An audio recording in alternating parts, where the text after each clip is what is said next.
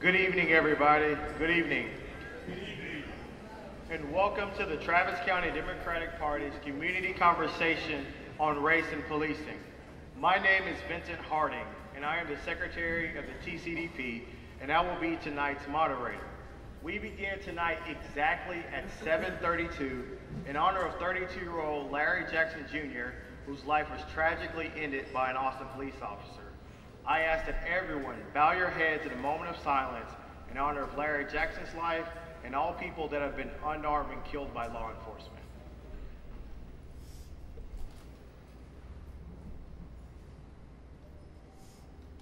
Thank you. Let me begin by thanking each and every single person for being here tonight. We are so happy that you joined us. We know that your presence here demonstrates how important this conversation is to our community.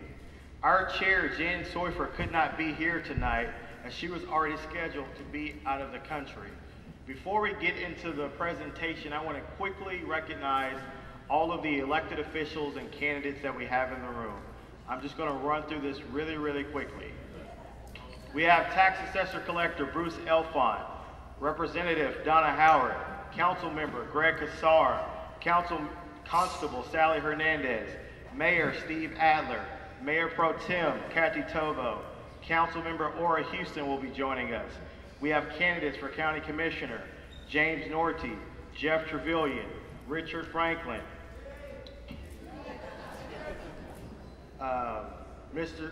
what's the first name again? Arthur Sampson. Sorry about that. Candidate Arthur Sampson. Candidate for DA, Gary Cobb. We have sheriff candidates, Don Rios, Todd Bradford, John Sisson. For judge, we have Brad Urusha and Chantel Eldridge. We also have Constable 2 candidates, Stacy Suits, and Constable 4 candidates, Manuel Jimenez and George Morales. So with that,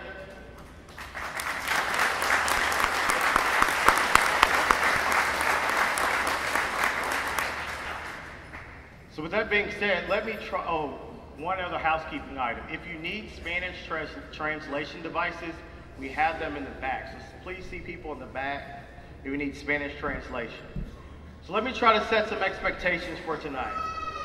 This is not the end-all, be-all conversation. We're not going to solve racism tonight. But I do expect this conversation to move the ball forward, and not only from an awareness perspective, but a policy perspective. I am personally honored to be moderating this discussion. Although my mom and wife may think I'm perfect, I'm sure no one else does.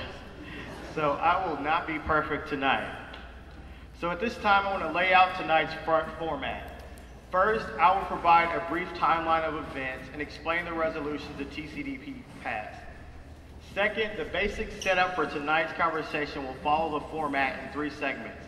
I will ask questions from the stage, I will read a question that we received online from the community, and then we will have audience members ask questions, and then we will repeat that throughout the evening. If we have any additional time at the end, we will allow more individuals to answer questions and ask questions. We do ask the individuals that are asking questions to limit your questions to 1 minute, but we also ask our panelists to limit their responses to 1 minute so that we can have as many people as possible ask questions. So far, we have reviewed all the comments posted on our Facebook page. We have responded and reached out to a lot of people. Some people responded and some did not. We have received over 100 comments and questions. Some of these were similar, and I have incorporated that into my conversation tonight.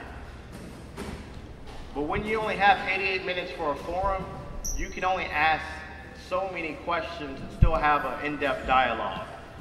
If you want to stay engaged tonight, please use the hashtag TCDPRP, Travis County Democratic Party, Race and Policing. So now that we got the housekeeping items out of the way, let me go ahead and quickly provide the timeline of how we got to tonight. From the moment I got to Central Texas, the concern that I heard in the barbershops, the corner stores, the Victory Grill, the Carver, and the Millennium was, when is the Democratic Party going to stand up for all the young black kids that keep getting shot by the police? When are they going to stand up for us as it relates to race? So as a Democrat, I heard this concern. I knew the party needed to act. As a black man, I live this concern. I know what it's like to have a family member abused by the cops. I knew that this is just not another issue, but an issue that is central to our country, and that we can make changes that would possibly save a life. So in March of 2014, I drafted a resolution for the TCDP, and I highlighted the fact that although African Americans are 8% of the population, they account for 24% of the cars that are searched by APD. I also included the fact that between 2002 and 2012, 7 of the 10 unarmed individuals killed by APD were African American. This resolution ultimately passed last year. We had a community conversation, and we had 4 main policy goals out of that conversation. 1, body cameras. 2, community policing. 3, improved de-escalation tactics. And 4, increased use of non-lethal force. What we have seen over the last year is improvements by APD following up from the community's concerns. First up with body cameras. We saw the police chief and his staff go to the Capitol and testify for body cameras. I was there with them. We were part of the discussion that helped pass Senate Bill 158. If you don't know Senate Bill 158, it does not require body cameras to be mandatory statewide, but it does provide a framework for which local agencies can use body cameras.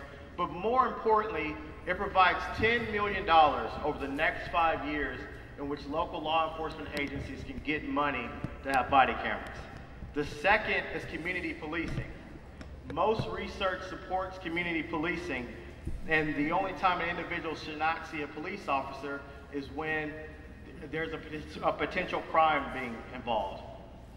APD has moved toward this and has asked the City Council to budget money. The third is improved de-escalation tactics. Seemingly over the last year, APD has used more SWAT teams to help defuse situations. A group effort to apprehend a suspect is usually more productive than a one-on-one attempt. And then fourth, increased use of non-lethal force. We saw this over the last year.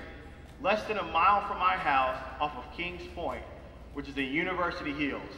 This is near Manor and Loyola. We saw APD use non-lethal bean bags. The difference was the individual was not killed, but apprehended. These policy changes may have been the difference between life or death. Now, by comparison, in Missouri, where Ferguson happened, over 100 bills related to criminal justice and policing were filed. Out of those 100 bills, 1 passed. 1 law. The 1 law limits the city's reliance on fines. I realize that Ferguson is a hurting community, and they're very resilient, but 1 policy change is just simply not good enough. So to be clear, here in Travis County, the 4 policy changes that we have moved toward, we are making a difference with our conversations, with the actions that we are taking. We are seeing strides made. The resolution we passed this year calls on all governing bodies to require local law enforcement officers to have body cameras as soon as possible. So I want to make 2 final points before we go to the questions. Number 1, we have to come together, and number 2, the time for action is now. In the movie Selma, there is a reenactment of Martin Luther King Jr. And it shows them say, we negotiate, we demonstrate, and we resist. Well, the problem is we have people working in their own groups. And what you have is your negotiators working really hard, and your demonstrators working really hard. The big problem is that you have your negotiators look at disdain at demonstrators, and demonstrators look at disdain at negotiators. With the challenges that we face, we don't have time for ego. Unity is essential between negotiators and demonstrators, young and seasoned, institutions and grassroots, activists and organizers. And just as important, we have people that have been so frustrated with the system, they have given up all hope and have become non-participators. We need you back in the game. Our community is better when we are all involved. We hope to have a future conversation specifically on this topic, but it would be malpractice for me to advocate for police reforms without mentioning the need for economic empowerment. Sandra Bland only needed $500 to get out of jail, but did not have it. This is not unfamiliar to many minorities, poor people, or even me. See, I came to Travis County with $120.08, and if I had been unjustifiably arrested, I could have been in a similar situation. The lack of economic resources highlights the slim margin for error that many minorities and poor people live with every single day. And last point, time for action is now. With Austin being the only large city in America, increasing in population, but decreasing in African Americans. In AISD, African American students are 10% of the population, but account for 21% of tickets and 28% of in-school arrests. Progress cannot wait. Our kids cannot wait. They needed action years ago. We must have a sense of urgency. Yes, APD has made strides recently, but you don't change a culture overnight. You don't change the fact that for several decades, the police force in this town has racially profiled black and brown individuals. You don't heal a community overnight that has seen so many of their young people killed as while being unarmed.